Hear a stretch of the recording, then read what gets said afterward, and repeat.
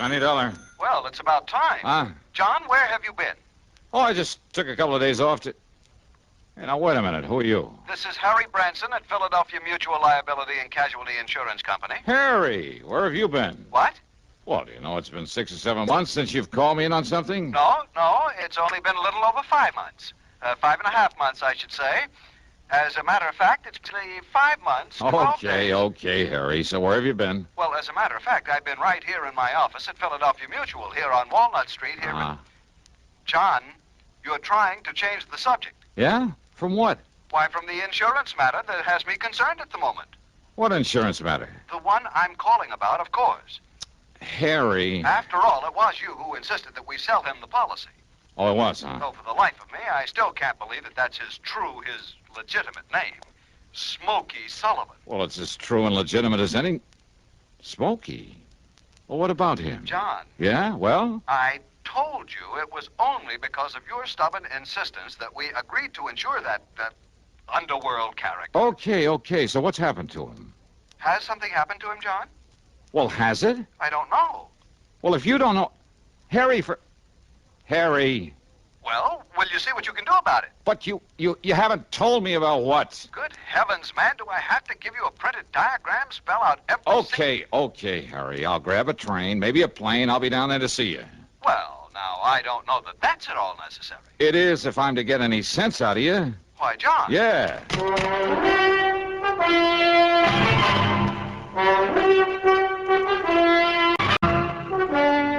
CBS Radio brings you Bob Bailey in the exciting adventures of the man with the action-packed expense account, America's fabulous freelance insurance investigator. Yours truly, Johnny Dollar.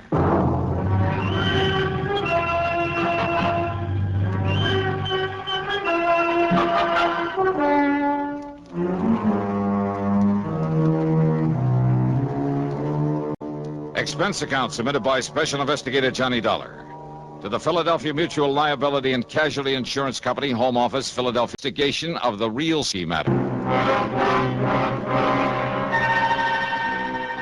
In spite of the way he sounds, in spite of his being a literal-minded, excitable worrywart, Harry Branson is a good insurance man. Whatever he lacks in, well, imagination, spark, he more than makes up for in methodical attention to every detail of his office operation. Paradoxically, then, except for Harry himself, Philly Mutual's home office ticks along like a smooth-running watch. If I was promised an assignment at 9 o'clock of a Monday morning, believe me, it was never a second late. Nor was there ever any question about the size of my fee or expense account, so long as it was justified. Which is one reason I always jumped at the chance to take on a case from Philly Mutual. And now, if my old friend Smokey Sullivan was in trouble, okay then. Expense account, item 1, 1425, taxi out to Bradley Field, plane to Philadelphia, taxi into Harry Branson's office on Walnut Street. Okay, Harry, what's it all about? John, I tried to tell you over the phone it was not necessary for you to come on down here. What you told me over the phone didn't make any sense. And I suppose you'll expect the company to pay your expense account? Ah. We shall just see about that. Oh, now, wait a minute. Yes? Well? Now, look, Harry, if something serious has happened to Smokey Sullivan... Did I say anything like that over the telephone? Well, I'm sure you didn't waste your company's precious money on a long-distance call just to say good morning to me. Of course not. And you did mention Smokey. I certainly did. Well, come on, Harry. What's it all about? Arsonist, thief, racketeer, mixed up in more unlawful, illegal, sordid crimes, Harry. and by his own admission, too. Well, so what if he was? He isn't anymore. I hope now, would you're you tell right, me? John. I certainly hope you're right. Well, I am right. But he did have a record. Oh, and look. why a fine, conservative, respectable old company like Philadelphia Mutual, Harry. why you should demand that we issue a combination life and accident policy on such a person. What's the matter? You gone off your rocker or something? I beg your pardon. Don't you realize that your company and half a dozen others all over the country ought to be proud to serve a guy like Smokey? Guy. Insure him for nothing, too, and for as much as he wants. John, a company hardly prospers by doing a thing like that. Harry, don't you read the reports on my investigations? Of course. Don't you know that 2 out of the last 4 cases I've handled for this grand and glorious company of yours would never have been solved if it hadn't had Smokey Sullivan's help? Of course, if I know. If it hadn't been for his knowledge of the underworld and cities all over the country, his contacts there, Do you think I would have gotten to first base, flushed out those crooks, saved your company a lot of precious money? Well, of and course, each time, Smokey was risking his neck to give me a hand. Now, you remember that. Well, of course, Sure. You've been all for it, his giving me and you a hand in these things. But when it comes to giving him a little lousy insurance protection... Well, of course, Of course you what? Well, I'm sure he deserves our every consideration. You bet he does. But a man like him, with a past record like his, I mean, all the figures, the actuarial tables... Show that he's a pretty poor risk, huh? Exactly. All right. So maybe I am, too, in this job of mine. The services you perform for us and the... Oh. Yeah, Then good, I did the right thing. Yeah? What's good about refusing to draw up a policy for Smokey Sullivan? But I did issue one. Oh, you did? I admit it was only because of your insistence. But now that you've explained why, well, John, I might suppose it was the right thing. Well, sure it was. And Harry, I'm sorry I blew my top. Perfectly understandable, but, John, I said I must suppose it was all right. I meant except for one thing. Oh? What's that mean? Well, I'm afraid your trusted friend, Smokey... Well, have you seen this morning's paper? Here, John. Thanks. I see you're still reading the Philadelphia. What's this? Yes, that item I put a circle around. But Oh, no, Harry. No. This can't be right. And now, Act Two of yours truly, Johnny Dollar, and the real Smokey matter.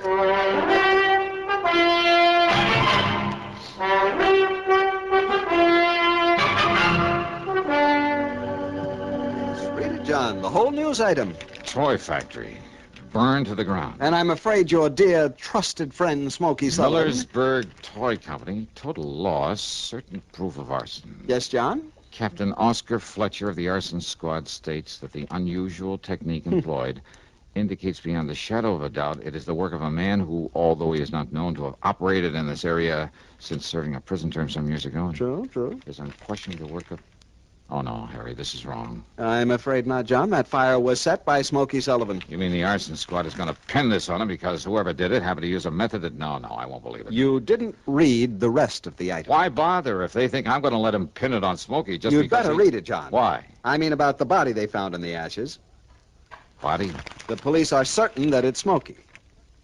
Oh, no. Oh, yes. All right, look. Maybe Smokey was a torch man. Maybe Smokey was a lot of things before he went straight. And that distinctive ring they found on one hand of the body? So what? The same ring known to have been returned to Sullivan following his term in Dannemora prison. So what? Doesn't mean a thing. Smokey would know more. Here's another recipient going to his way. You working me. Don. You for one it's enough to get caught in one of his own fires. Well, now, of course, that's something... Yeah, sure. That's something you would know about, but I would. And I know it's ridiculous. Just as ridiculous as this Captain Fletcher deciding the job was done by Smokey. John Fletcher is considered one of the top men... Fletcher's a jerk. Oh, Harry, what are we arguing about? All we have to do is get hold of Smokey, let him prove he didn't do it. Get hold of him. That's right. That is the trouble, John. What do you mean? You gave us not one, but several addresses for him. Well, sure I did. I told you he moves around a lot, never stays in one place very I long. know. That's why he's been so valuable to me, because anywhere in the country, Harry... We tried to wherever I had a him, problem... John, to get his policy to... I mean, wherever he knew he could help me... But we couldn't locate him. Yeah, Smokey's always come up. You haven't been able to find him. No. But, Harry, I'm absolutely sure that one of the addresses I gave you... No, John, we've tried for weeks. At every one of them, he has simply disappeared from his usual haunts. And when I told the police this morning before I called you... Sure. They probably said it was because he was hiding out here in Philadelphia, getting ready to pull this job. Exactly. Well, I tell you, they're crazy. I hope you're right, John. I'm sure I am. But unless you can find Smokey Sullivan... Okay, so I'll find him. Good. How? Yeah. How? I took a taxi, that's item 2, 75 cents, over to Central Headquarters. And I make no bones about it, I had a big fat chip on my shoulder for Captain Oscar Fletcher for blabbing out his stupid theory about Smokey Sullivan. I was all prepared with a lot of questions, loaded questions for him. and a few well-chosen remarks about his methods, ability, character, and general intelligence or lack of it. But when I met him, I realized this was a mighty able man. The kind who doesn't go off half-cocked. And when he led me down into the morgue... I know, Dollar. I realized it just as well as you do. That modus operandi could have been used by any one of a dozen known firebugs, present as well as past. Then all right, then, Captain. But I also realized that naming a suspect would put the others off guard. Well, yes. So the minute we decided it was arson, I named Smokey Sullivan. I knew he'd be acceptable as a suspect. So before we even found the body... But now that he's served his time, now that he's trying to make up for the old days, don't you see, Fletcher, he doesn't deserve this sort of treatment. Now that he's on our side? Doesn't he? Well, why hurt him now? Now that he's on the level. Dollar, I brought you down here to look at the body. What's left of it. So you better take a look at it. Oh, yeah, sure, why not? But I know darn well it's... Fletcher. That's right. The same general bill. The same... Right, I know. I couldn't believe it myself. No, listen, it can't I'd be. spread the word about him for the reason I told you before I saw this. Now, when I did, I couldn't believe it myself. I mean, after what little the fire had left. No, it can't be, Fletcher. There must be hundreds of men like this, thousands of them right here in Philadelphia. Wearing that ring? Yeah, that is Smokey's ring, isn't it? I know. I never saw another one like it. So? Dollar? Well, there's only one way to prove this isn't Smokey Sullivan. By finding him, wherever he is. Now, we tried that. Your insurance company tried it. They tried it for weeks. Then I'll try some more. Huh? What's the use, Dollar? Arson. Smokey's record. What's left of this body that was found in the ruins. And whether it's positively identifiable is beside the cause of that ring. Now, whether you like it or not, Dollar, it all adds up. I'm sorry, Fletcher. Yeah, so am I, Dollar. No. I mean, I'm sorry, but I don't believe it.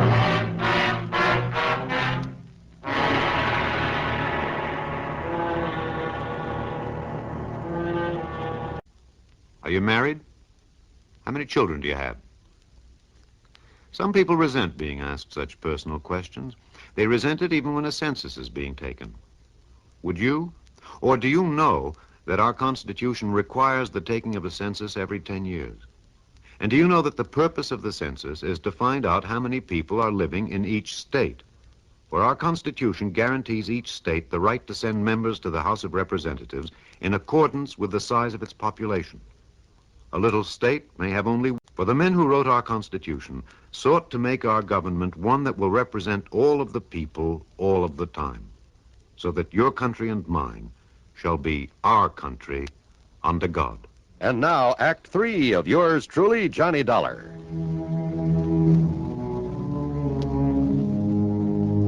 Item 3 over the next 4 days is $81 for room and board. More important, though, during the time is $116 for phone calls and telegrams to friends, newspaper men, police departments all over the country. Anyone I could think of who might be able to help me locate Smokey Sullivan. Nothing. Okay, Smokey had gotten restless again, as he had many times before. But always before, he told me where he was going. Yeah, maybe he tried to call me after I'd left Hartford. So one of those calls went to my answering service up there. No word from him. Yeah, and there was always that body in the morgue. So unless I could somehow prove Smokey was alive, locate him. But how? And the only time that Smokey had ever contacted me was when when he thought that maybe, yeah. Item 5, 10 cents for a call to Marty Ross, a top reporter on Philly's biggest morning paper. I told him he'd find a story in exactly half an hour at the corner of 13th and Pine. A story that he ought to give out to all the wire services. Item 6, $50, deposit on a rental car. Item 7, a call to headquarters, and I didn't give the desk sergeant my name, only the license of the car I'd hired. Okay, then. The first time I drove across the intersection of 13th and Pine against the light, only a few people on the sidewalk noticed it. And of course, some of the cars trying to cross with the light. The second time I ran it, though, there was a cop there, and I thought I caught a glimpse of Marty Ross. I made the cop my target.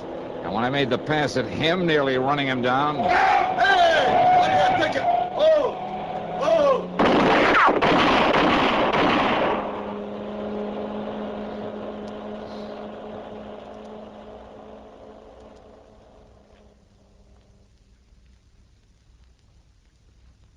I was a little... It wasn't until the middle of the next morning that he got around to calling on me. Here you are, Captain. Cheers, Kramer. Thanks, I'll call you. All right, Dollar. What's the big idea? Sit down, Captain. Cigarette? How'd you get those in here? Old friend of mine. You mean Marty Ross? Yeah. The guy that... Dropped in to see me this morning. Left a pack of these. Friend. Yeah, his story of your crazy stunt is all over the country by now. Boy, what's the matter with you? You go off your rocker? Yeah, kind of looks that way, doesn't it? Sure you wouldn't like a cigarette? Cut out the clowning, will you? Now, you're in trouble, boy. Oh, I don't know. Well, I do. Well, now, I thought maybe you, an old friend of mine, could maybe pull some strings. You're out of your mind. Now, why'd you do it, darling? You drunk? No. Is that what you were because of your worry over Smokey Sullivan? Now, come on. Give. Well, I guess I'd better wait until my hearing before I say anything. Hey, guard. Dollar. You want to let Captain Fletcher out of here? Now, you cut this out, will you? Now, come on, Dollar. Tell me what it's all about. Well, come on. Look, Dollar, be sensible about this, will you? Now, how can I give you a hand? That is, assuming that I will. If you don't... Dollar. Here we are, Captain. Dollar for... Come see me again sometime, will you, Fletch?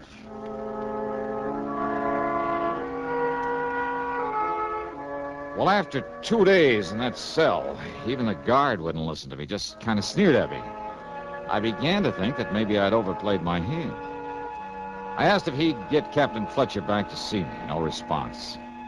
When he brought in the meals, I argued, I pleaded, I threatened him, reminded him that a citizen has some rights, even in jail.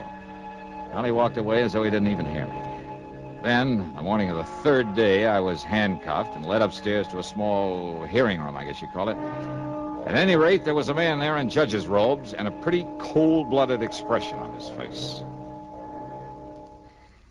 Your name is Johnny Dollar. Yeah, that's right. Now, Your Honor... Instead of the usual formal hearing, I've decided not to waste any time on your case. Well, Your Honor, maybe it was kind of a crazy stunt. But when I tell you the reason for it... It's no use, Mr. Dollar. These circumstances are the deadly and civilly against the Vart's office. Well, now, wouldn't it... Cites, or shall I send you back to your cell? Well, now, look, is this some kind of a... Your Honor... Silence. Do you call this a hearing? I do not. Well, all right, then. Silence, please. Your caper with that rental car involved more than might have met the eye. Well, it was meant to. Don't you see? Don't you... Yes, sir. That apparent attempt on the patrolman's life. But someone had called headquarters to look out for that car. Someone had also called a newspaper man to be sure that he now... Just let me finish. Yes, sir. But then the appearance early this morning from somewhere on the West Coast, I believe, of a man we'd been looking for. Ah. Yes, Dollar. Captain Fletcher had been looking for him in spite of the body in the morgue. Then, Judge... Smokey Sullivan came here to help you, as I'm sure you hoped he would. Yeah, I knew the newspaper reports... Will you please keep quiet? Yes, sir. Well, Dollar, when Smokey arrived here, Fletcher took him right over to the scene of the fire. Smokey immediately recognized the handiwork of an old crony of his who could almost have passed for his twin. Then... The only other man he ever knew to wear the same kind of ring he wore and still wears. Smokey's waiting in there, by the way, to see you. Then you mean that you know... I mean that your crazy caper worked, Johnny. Conroy, take off his handcuffs. Oh, boy. Judge, you're okay. And you say that Smokey's in the next room? Hi, Johnny. Smokey. Yeah. Smokey, you old son of a gun. Yeah. Now, just 1 minute, Johnny. Yeah.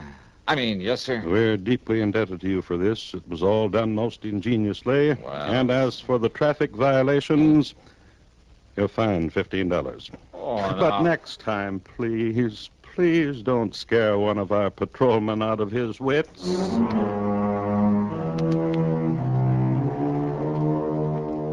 Well, sir, the reunion with Smokey was a dilly. And, of course, it goes on this expense account, as does a slight gratuity for him. And the cost of his trip from the coast and back. Yeah, he's settled out there now.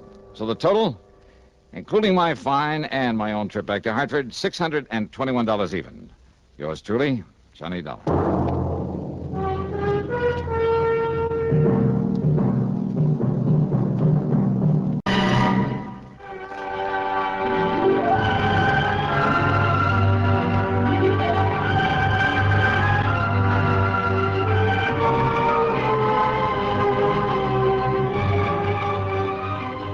Yours truly, Johnny Dollar, starring Bob Bailey, originates in Hollywood and is written, produced, and directed by Jack Johnstone.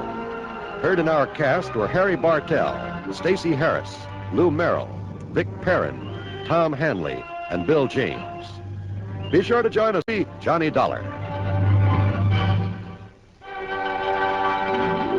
This is John Wald speaking. Johnny Dollar has come to you through the worldwide facilities of the United States Armed Forces Radio and Television Service.